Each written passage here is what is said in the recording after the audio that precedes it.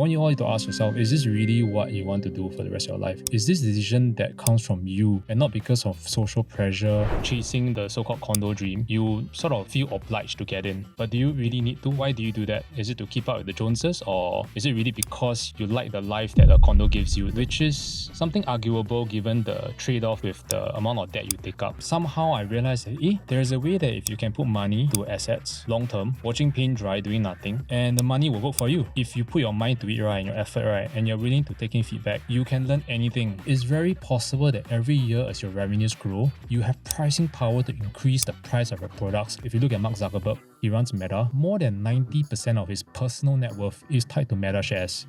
Which means, right, if you are the shareholder of Meta, right, you are on the same boat as Mark Zuckerberg. I realized that the next computing platform, I believe, has to be...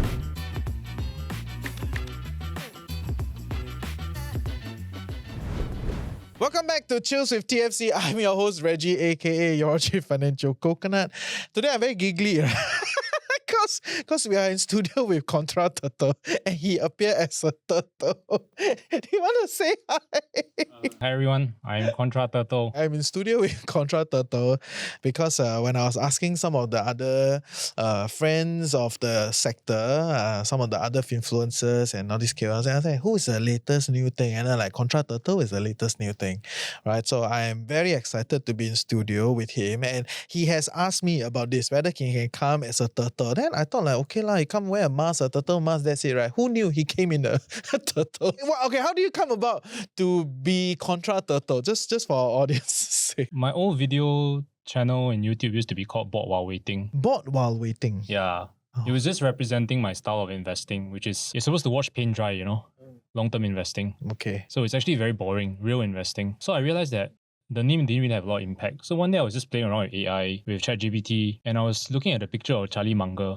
And I thought, what if this guy looks like a turtle? He does look like a turtle. Yeah, he does look like a turtle. I was looking at a picture of Charlie Munger and I realized, what if this guy looks like a turtle? And then maybe I can use him as a mascot. That's how it came about. I asked ChatGPT to turn Charlie Munger into a turtle that was sitting on his own. And it turns out GPT hallucinated and made the turtle sit on his own shell. So if you look at the logo of my YouTube channel, it's actually Charlie Munger as a turtle sitting on his shell. Yeah, so that's how the thing came about, because I wanted something that represents slow, boring investing, and what better animal than a turtle. A lot of people thought that it stands for contra trading. Yeah. But that's absolutely not the case, because I don't really do trading. Contra is more like contrarian. So like, it's not just the way that I invest, but the way that I live my life. Specifically, how do I live a Singaporean life that I think is different from convention, right? What we've been taught to follow, dogma in our country. So I wanted to present a very alternative view. That's why I made a lot of videos about the different way of living a life in Singapore. Like, you know, you don't really have to go for a condo, you don't really have to go for a car, unless you need it, of course. Yeah, stuff like that. So that's how the whole channel came about. Awesome. Thanks for the backstory. Right. I hope one day all of you get to see ContraTurtle in person. For start, just help us understand a little bit about you, right? Like how do you as a person become this, embody this idea of being a ContraTurtle, right? Like what is your backstory and all that, whatever you're comfortable to share. Some of the things are from observations or things I experienced myself, my family and my peers, things that people say or they do. And sometimes I see like bad experiences befall on them. So for example, in one of my episodes, I talk about how I actually discovered my own Ikigai or my life goal. It's because I experienced my own family. I saw an uncle and auntie that they used to be very rich, but then the uncle took out a lot of leverage, buy a lot of things, typical debt-laden stuff, and sort of very short span of time, his net worth, everything just fell, and then his family just got broken apart. But then I compare that to people who are so much more happier in Singapore. I have some friends, they may not be super well-to-do, but they are so connected in the family, and I feel like they are so much happier in life because they don't blindly pursue certain goals we have in Singapore. Like some of the most typical things we have. After we graduate, I go for a job. After I go for a job, I get enough income. I go and see a real estate agent. I buy a condo. And then I 3x my money with leverage. And then after I get this condo, I can go and flip it a few more times. Then maybe at the end of the journey, the golden end goal is maybe I can get landed property.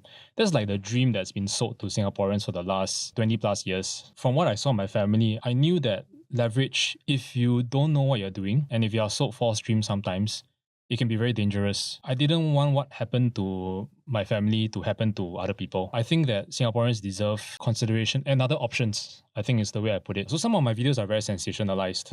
I had a video about condo versus stocks, but I don't mean to say that stocks are definitely better. No, that is the wrong impression. What I mean to say is that, Singaporeans, maybe it's time we consider other paradigms of investing, other ways to make your money work for you. That's sort of how the backstory of how I developed this channel and wanted to create this content for people to realize there are alternatives. I do agree, and I think it's quite deep. We'll go there, but I'm really trying to take you seriously.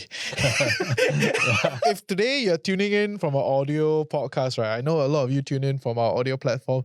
You must go and watch that video, right? Go to YouTube, watch and see me talk to ContraTurtle. So actually, I wanted to ask you a few things, right? So first thing is, do you think whatever you just said is a phenomenon, or grass is greener on the other side? In the part where there are some Singaporeans that they don't have a lot, but they are living a happy, connected life with the family. From your point of view, like you're just seeing, the other side, like very nice, or do you actually stress test your ideas to get to where you are? Yes, I think fundamentally, nobody will really say it out loud, but the fundamental emotion that people feel like is envy. That's the reason why a lot of the Singaporeans do what we do. Why do some people get condos? If we just use that as an example, we think about first principles. It's because everybody else is doing it. Your parents advocate you to do it. Your peers, when you go to school, when you go to workforce, people around you, or when you go family gatherings like weddings or Chinese New Year, people ask you where you stay or where you're planning to stay after you get married. Right? If you say your answer is, oh, we're gonna get BTO, or we're gonna get HDB, like half the time you'll be met with, oh, okay, I see, like boredom. But when you say like, oh, I'm gonna get this new condo at the Treasures at Tampines or something like that, it's almost like you get validation from these people, right? And some of it is envy, back to that point, because when you see a lot of people around you chasing the so-called condo dream, you sort of feel obliged to get in. But do you really need to? Why do you do that? Is it to keep up with the Joneses, or is it really because you like the life that a condo gives you, the facilities, the security, which is something arguable given the trade-off that you have to give with the amount of debt you take up? I just want to echo that point because I've also gone through a journey, right? So in my lower periods of life, right, actually it's very paiseh to go to family gatherings, right? Because people talk. I think sometimes we're sizing ourselves up for unnecessary competition. That creates a lot of pain in our lives, and is it really a Singapore thing? What do you think? Do you think it's a Singapore thing? Because that's quite a theme that, based on what you've said. I think it's an Asian thing. Because even in China, this whole property buying thing is right smack center of the financial journey of most Asian families. To be fair, there's also an angle that property is more stable in a sense because people can touch it, they can see and feel it, right?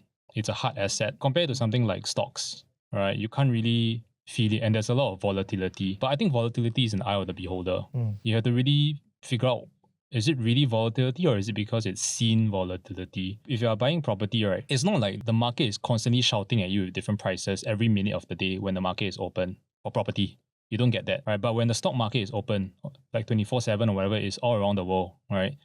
You get prices, you get news, a lot of highlight, a lot of volatility, United Health or some Lululemon or whatever stock crashes, and you get a lot of this, but you don't get the same kind of volatility, visibility in property. Before I go a little bit further, ultimately I want to hear how you are managing your money, how you're investing. I mean, that's what your whole channel is built on, right? Yeah. So I want to go there, but before I go there, I also want to hear a little bit about you kind of found your Ikigai. I want to understand what is your Ikigai? So my Ikigai is split into 3 parts. It's a bit of a crazy story. So the story I told you earlier on about my uncle, how the whole family fell apart. Actually, during that time, his wife, my auntie, she passed away very quickly from all the stress because the money was lost. I went to the hospital, I see her, and within 2 weeks, she came from a normal person. She had liver condition, it deteriorated. She went ICU, and I saw her literally just die. I know this sounds a bit whack, but I truly believe that she died from stress because she has had this liver condition chronic all her life. Nothing has changed. So why did she just die in her early 50s? The only thing was different was the stress created from bankruptcy and all that stuff, right? They had to literally hop from one home to another, Imagine, right, last time living a life of glory. You live landed, you drive a BMW Series 7, your kids are sending them to private school and all that stuff. They were based in China, by the way, in Shanghai. So my uncle is Singaporean. He went to marry a Shanghainese wife. and they settled there, and then they had an amazing life there. But obviously the leverage and all that stuff lah. But anyway, the whole point is, how did I discover my Ikigai? This is the backstory. After my auntie died, after all the hospital visits, I was actually very taken aback. I started questioning my life because I'm 38 years old this year, and I started having a quarter life crisis. I was thinking, people can just die like that in a span of 2 weeks. What if I just die at 50 years old, right? Or 60? What's the point of life then? Is this really what I want to be doing every day in the work that I do or the hobbies that I do, right? So I went on this insane journey. After this, I told my boss and my wife, I applied for leave for 2 weeks. And I went to Japan in Kansai, starting from Osaka. I did a 1,000 kilometer solo drive by myself, all the way to this remote village in Shikoku Island, Kakashi no Sato, which is a scarecrow village. I know it's pretty insane, but I went all the way there by myself, knowing barely any Japanese, to find this lady called the Queen of Scarecrows. Her name is Ayano Tsukumi. And I had no plan. I don't have an email, I don't have a contact number, nothing.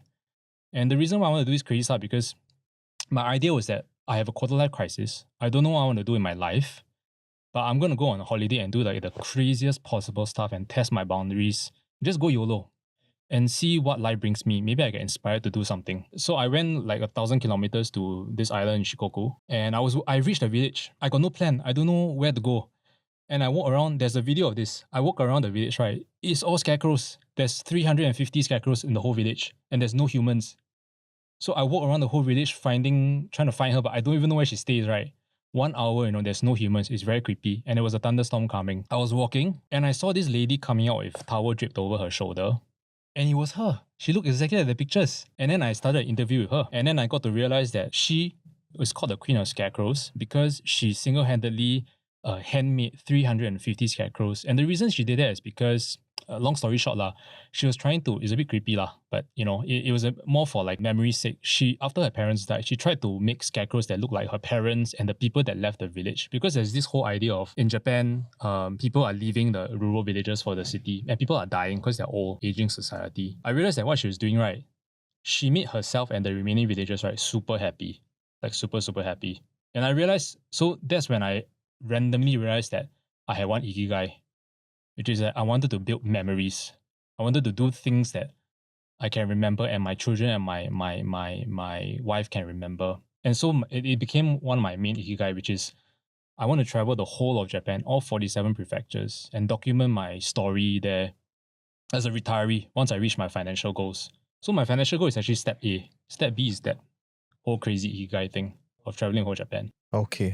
And maybe for a start, let's talk a little bit about how are you accumulating your capital to begin with? Like, what do you do professionally and all that to kind of set the context, before we talk about the investment strategies? I think a lot of the viewers that follow me, they already know that I am just a regular Singaporean. I work a normal 9 to 6 job. I work in tech, so I actually work as a solutions engineer. It's a commercial role where I meet clients or partners and then I talk about how to integrate my company software and stuff like that. So I've been in tech for 8 years. So to answer your question in terms of portfolio building, for me, income is definitely number one. And there's actually a mathematical way to determine when the income is less important than the portfolio. If you think about it, really, really simple way, right? Let's say you are DCAing or buying the S&P 500 index, and you expect to get 6 to 7% on average per year. And the median salary in Singapore is about $5,000, 5,000 plus. Let's say it's 5,000. So in a year, right, technically your annual salary is about $60,000, right, roughly lah. If you want your size of the portfolio returns every year to be comparable to what you're earning as income, that's when then it starts to move the needle in your life. Which means that, right, every year, right, your portfolio has to move minimum $60,000, right? So $60,000, if you think about it, at a 6% return, that means that your portfolio has to be at least $1 million minimum before it moves the needle in your life, net worth-wise, compared to your income.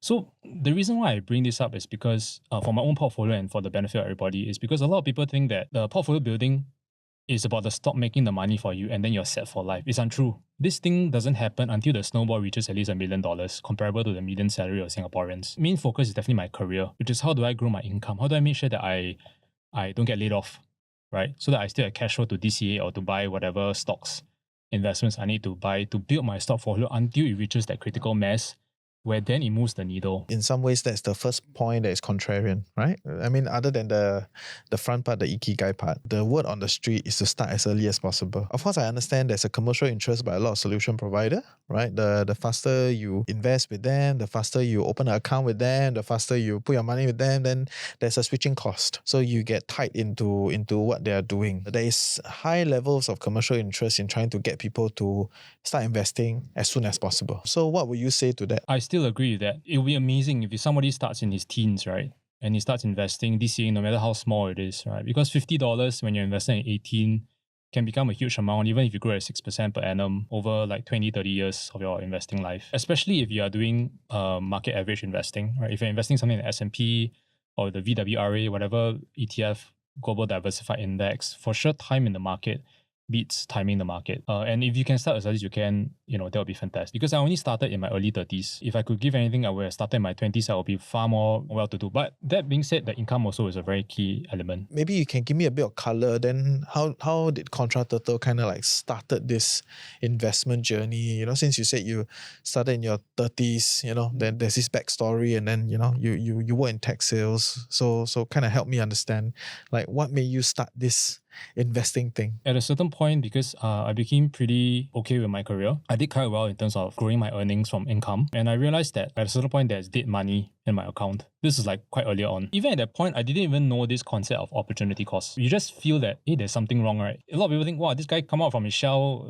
as a turtle, he know the investing knowledge. That's not true. I'm just like all of you guys. I started knowing nothing. So I want to tell a lot of Singaporeans, regular people out there, even if you start from zero today, right, you know nothing, right? Don't lose confidence, because just like me, I started with nothing.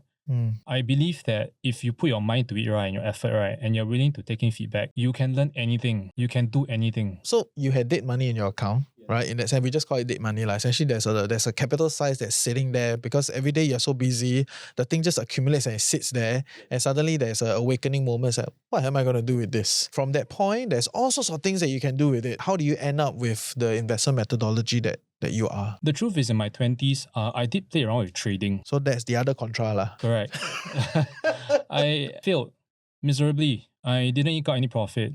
And, not to say that trading is bad. There are some people who are great traders. They make a lot of money, but I don't have that skill. So I think it really depends on how each person finds out whether you are suitable for that. So I didn't. And I realized that by nature, I'm a very lazy person. And I'm okay with being bored to get lazy to get results in a lazy way. Somehow I realized that, there's a way that if you can put money to assets long term, watching paint dry, doing nothing, and the money will work for you. Because Buffett used to have a saying, Warren Buffett, right? He said that if you don't figure out a way for money to work for you, even when you're sleeping, you will work until you die. So that was one of the quotes that actually really stirred me up to start this whole investing journey. So trading failed, but then there could be other things, right? Like you were saying, like even property was something that people play around with. Of all things, how do you kind of get into this like stock?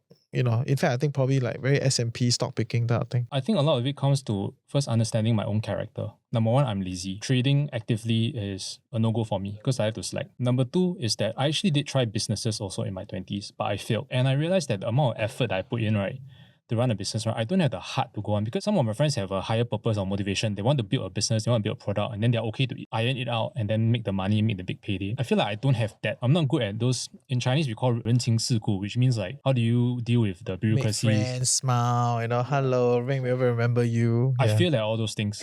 I failed. And the thing I realized is that if you do stock investing, right, the number of stakeholders you have to deal with, right, is almost zero. So if let's say I invest, I just talk about a regular investor. If you don't do individual stock picking lah, which I do, we can talk about that later. Let's just imagine you invest in the S&P 500, right? Or even individual stocks, it doesn't matter. Who are your stakeholders? As you are doing this sell business of your own investing, there's nobody.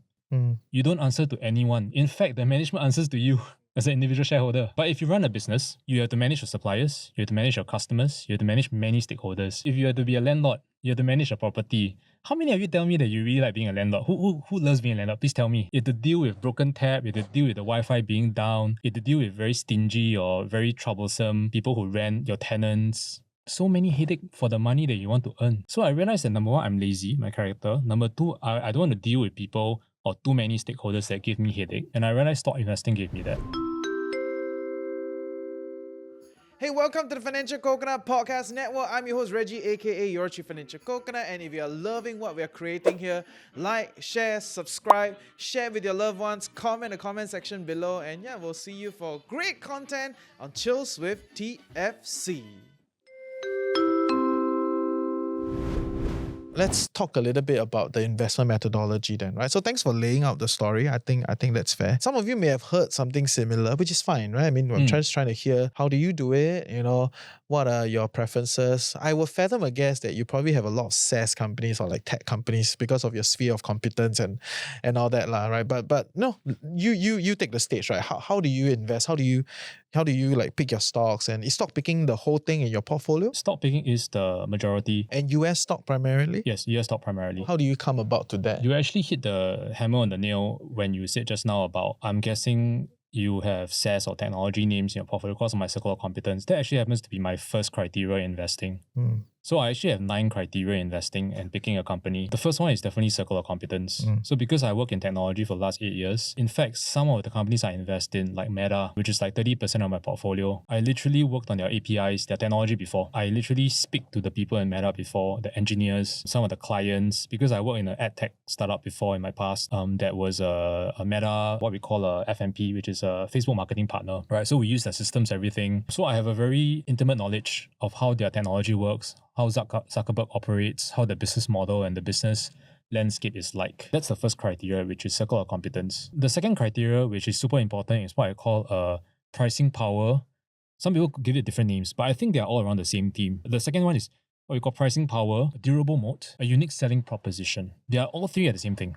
Okay. Right? USP, a durable moat, and pricing power, because each of these are interchangeable. And the reason for this, I'll give you an anecdotal reason how I came up with this investing concept. It didn't even come from any of my investing friends or in the things that I read about the stock market. It's actually anecdotal because one of my uncles is a very successful businessman. And there was once I was at the Chinese New Year gathering and my cousin and me were there sitting at the table. And this uncle asked my cousin, and he said, because my cousin runs like this tire sort of repair retail shop. And he asked this question, so how's the business been doing? Do you have any special products, things that differentiate you from competition that you can charge a higher margin or higher price going forward to perpetuity? And my cousin couldn't answer. He took it as offense because he felt that, typical Asian sensitivity. But sometimes the family dynamics is heightened, family gathering. It's very sad, right? Like Asian family, when we gather, sometimes it feels like a competition. But okay, that's a different podcast. What happened was that I actually learned from that because he's a really successful businessman. And fast forward a number of years later, right, my cousin's business is basically stagnant. Nothing has changed. Still break even or losing money or stuff like that. But from that exercise, I realized, wow, what he said actually makes a lot of sense. If he could have found a way, right, to deliver some special product, maybe he has some special rims or some special thing that he does only for Teslas, he would have been able to have a huge pricing power and his business and profits will grow. But he didn't. And what if I expanded to stock investing? And that's when I realized that if you could find businesses, right, that have a durable moat or they're selling a special product, a USP, that very little or almost no other competitors are doing in the market, right, it's very possible that every year as your revenues grow, you have pricing power to increase the price of your products and your consumers have to suck thumb and they have to take it. And the shareholders, what happens? Increasing profits due to durable pricing power means that technically as the shareholders, the earnings per share accrues to you, right? Technically, the free cash flow at the end of the day. All right, so that's the way I look at it. The second criteria, which is USP, durable moat, or durable pricing power. The third one is this business riding a secular trend. So for example, one of the positions I'm invested in is maybe Amazon, right? It takes about 10 to 12% of my portfolio. And the reason why I invest in Amazon, a lot of it is the growth story of cloud computing. So a lot of companies are transitioning from on-premise servers to the cloud. Essentially what they're really doing, right, if you look at it from first principles, is that they are trying to take away a lot of the capex that they invest into building their own on-prem servers into operational expense. It's just easier to report as financial and it's more incentivized for individual departments to report like that, right? Because if I want to commission a server to do my data, I need to still wait for IT to go and contract, build the server, too long already. Whereas if I'm engaged to a cloud company like AWS, Amazon Web Services, right, I can just get credits and get a cloud server.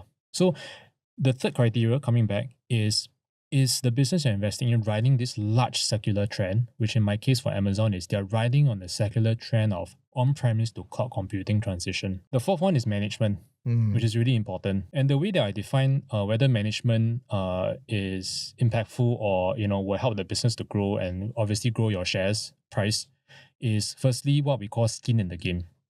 What I mean by that is that how much of their own personal net worth is invested is in the form of shares of the company that they are running, a CEO. As an example, if you look at Mark Zuckerberg, he runs Meta. The last time I calculated, more than 90% of his personal net worth is tied to Meta shares.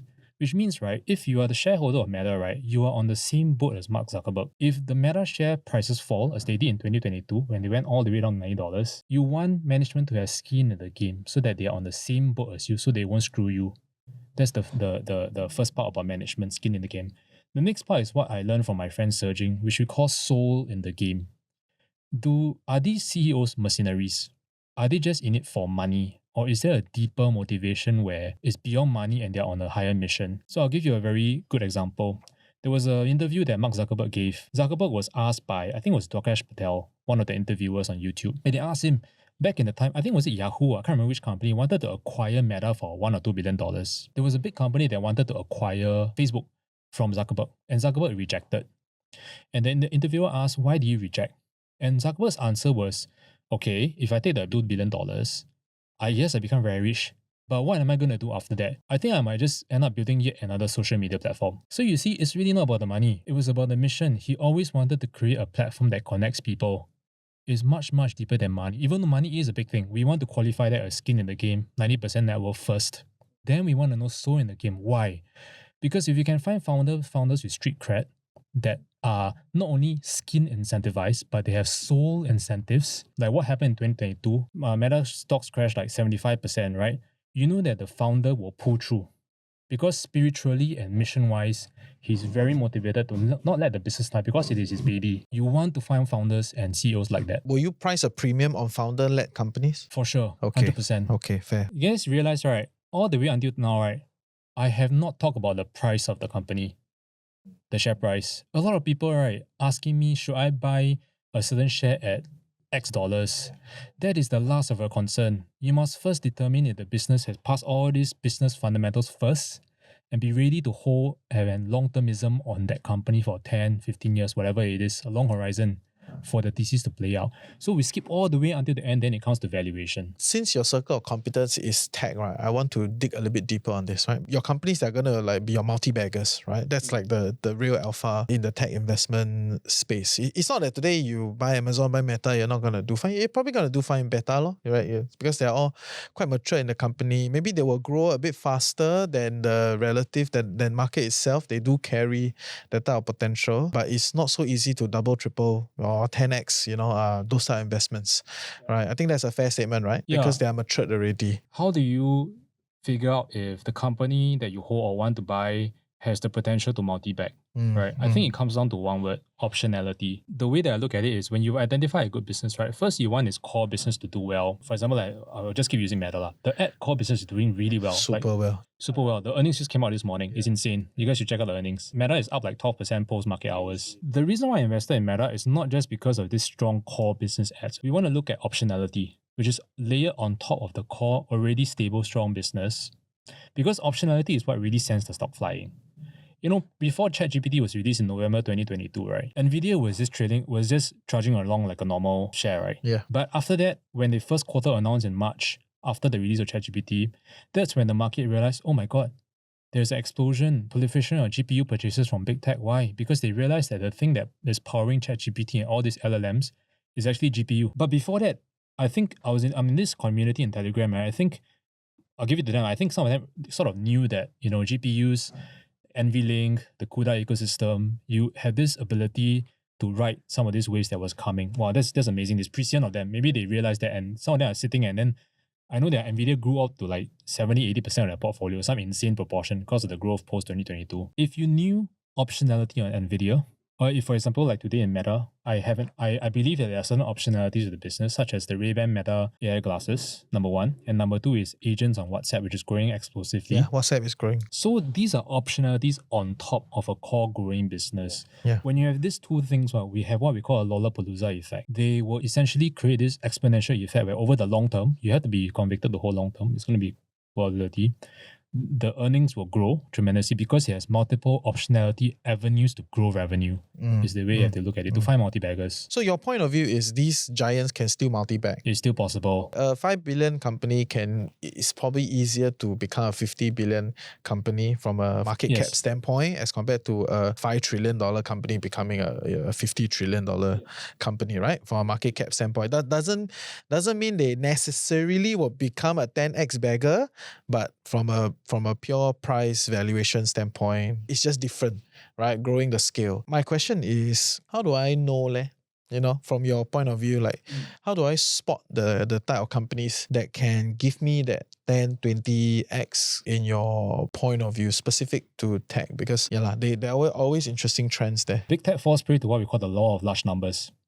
If you're running revenues every year, right, really large, you're running like hundreds of billions of dollars of revenue per year, right? The probability of you 3xing your revenue, 5xing your revenue over a short span of time to get the explosive multi-bag effect is very low because your base is so high. To increase your revenues from a base of $1 billion to $5 billion, that's a $4 billion increase, 5x. Yeah. But if your business is running revenues of maybe $100 million, you need to go up to $500 million.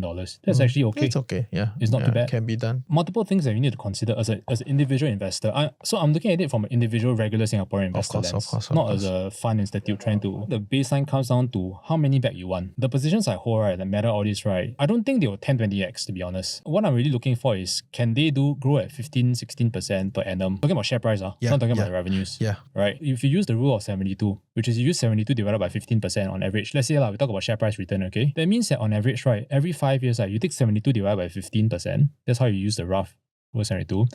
Every 5 years, right, the stock will double in share price, which means for myself personally as a regular investor, right, I have about a 12-year investing horizon, right? It means that if I hold a stock that can increase by 15% per year, which is amazing really, the S&P growing 6-7%, right? Yeah, it's amazing. 15%, right? That means that I'm expecting the stock to only quadruple within 10 years' time, which is my investing horizon roughly. Then the question comes down to, do I really need to find a 10 bagger? Do I really need to take the extra risk to invest in a company? Like, you're trying to get that mean reversion, you're trying to get that 5, 10 bagger. The question you should really be asking yourself is, do you really need that for your own investment goal? Because for myself, I need to hit a certain portfolio size of 4.5 million in 12 years' time, right? For me to reach that, I need to cross a hurdle rate of about 15 to 16%, and on average, there will be some down years on average, which means by the rule of 72, right, I only need to look for stocks that quadruple over 10 years. I don't need 10 baggers. Comes down to, okay, what if I'm just somebody who just want a 10 bagger? Then it really boils down to the two things I said earlier on. Number one, you need a very strong core business. Number two, you need certain optionalities, right, where it hasn't played out yet. It hasn't played out. For example, right now, right, if you want to invest in NVIDIA, right, the alpha is gone already. Yeah, no more. So if you really want to find the explosive bagger status stocks, right, you have to find a story, right, where the market has not discovered it yet. And with Meta, for example, right, I found that story because I realized that the next computing platform, I believe, has to be glasses. It has to be. I'm very, very sure about it. I feel it in my bones. But this story takes about 5 to 10 years minimum to play out. And the reason why I say that is because glasses is a lot of technology investment needed to optimize the lens so that it becomes more, the cost of it to come down so that you can scale out. And it's really happening already. EssilorLuxottica, which is the main supplier of Meta, just reported that H1 2025, right, the Meta AI Ray-Ban glasses increased by 200%. And the reason why I say that glasses, right, is the best form factor for the next computing platform involving AI is because when you wear glasses, the glasses see what you see. They hear what you hear, and they can tell you things through bone conduction along the side of your frames. You do not need earphones once they do it properly. And so because of that, right, everything that you see and you hear, right, the lens can continuously pass the realities around you and serve as an ambient assistant to you as AI. And it's already happening with Meta Ray-Bans. But I believe these things need a lot of time to scale up. So anyway, I ran a really long story roundabout to tell you that you need to find these forward stories that are still not priced in to any business that you look at, that you believe has that multi-bagger potential. And I appreciate that story because that already shows the kind of complexity that goes into actually discovering a multi-bagger, right? It's not like just read a report or just it's not so simple, but it's a muscle. As with anything, you get better at it. You kind of see what works, and then you have your circle of competence. Sometimes a lot of information not reported, but it's on amongst your circle, people talk about it, right? But the idea is it does take a lot to find a multi-bagger. Looking beyond earnings statements, I think people don't realize that when management releases quarterly earnings, right, the prepared remarks and statements and the, all the income statements and stuff, right, they will present it in the best possible light. For sure. There are very rare companies, right, they will show you the brutal honesty, like Amazon. But the point I'm trying to say, back to what you said, I think is very pertinent, is that you mentioned about, I think that alpha is not just about reading an earnings statement. Anyone, right, can read a quarterly earnings statement and say that EPS this quarter went up by 5%. Revenue went up by 10% above expectation. Income went up by how many percent? Everybody can do that. What most people cannot do, right, is to figure out what management isn't saying. What are they not saying? Read between the lines. I think that's actually the real alpha. Maybe one more question on the investment thing, right? You were saying like you got to stick through thick and thin with some of the stocks that you choose, right? At what point do you then sell? Right, I think that's a pertinent question that everybody will ask. At what point do you sell? Right, and I want to hear your point of view. There are a few reasons that I would sell a stock. The number one reason is if the first priority reason is if my long-term thesis on the stock has changed or it doesn't fit my portfolio anymore. That's definitely the number one reason. So things we watch out for are management integrity. Are there certain red flags that the management has done, like fraud, right? For example, United Health, this is what happened. They were cooking the books. It came out in the news a couple of quarters ago, right? These things are a big no-no for me. Why? Because if you can cook the books in one quarter, you can cook the books in subsequent quarters. This kind of thing is got once, got twice one. So that's the first thing. The thesis on the company has changed. Or maybe the so-called durable mode has now been wiped out and is no longer able to have pricing power. Something has changed fundamentally. That's number one. Number two, I will sell a business if I find a better opportunity for that money that I sell it to invest in a business, another business that is growing faster at least, or is growing at the same rate but is now appearing at a much cheaper valuation. So that you are optimizing opportunity costs within your positions in your portfolio. The second reason. The third reason I'll sell is I need money. That's simple as that. I love it. It's really simple as that. Yeah, you don't have to complicate it. If you need money to buy something, you want to go on, I won't say holiday lah, but things are really important to you, healthcare, or your children's your home or something. Education, exactly. You need it, you do it. Don't need to sweat about it. Money can make. I think we've gone through a lot of whatever that I wanted to talk about, and I can't believe I sat through an interview with a turtle, like quite literally. And I hope you enjoyed today's episode, with ContraTurtle. But maybe in closing, besides investing, do you have any last things you want to share with the millennials out there grinding it out in Singapore? Whatever work you guys are doing, whatever financial decisions you are taking, whether it's taking a condo, buying a condo, getting to leverage or whatever stuff, I want you all to ask yourself, is this really what you want to do for the rest of your life? Is this decision that comes from you and not because of social pressure or conforming to dogma or people around you or our society here in Asia and Singapore? If it's something that you really want and you really love, that you want to do, maybe there are some people that genuinely love to buy a condo, they want to, live in the environment. I think that is great. I want you to really think deeply, what are your motivations, and also to your job, is this really what you want to do every day of your life? Are you able to wake up, look yourself in the mirror tomorrow and say, okay, this is my Ikigai and I'm okay with this? Yeah, let that come first before money. The money will come naturally, guys. The source is, trust me, bro. Bro, very hard to trust a turtle. Maybe this is a different turtle, right? Okay, any last shout out if they want to connect with you? Where's the best place for them to connect with you? YouTube, Twitter, Instagram. Thank you for your time, and I hope to have you at one of our future events. I really want to see you at the event doing this. So yeah, if you enjoyed today's episode and you want to see ContraTurtle at the next event, put in the comment section. ContraTurtle. Hopefully that helps SEO rank score also. So yeah, with that, thank you. We'll see you at the next episode of Chills with TFC. Meanwhile, if you enjoyed today's episode and you want to stay updated, go to thefinancialcoconut.com to put your email address there so that we can route out of the algorithm, and get a direct touch point to you to stay updated on our events and other activities. So with that, that's it for Chills with TFC. We'll see you next week. Meanwhile, take care. Bye-bye.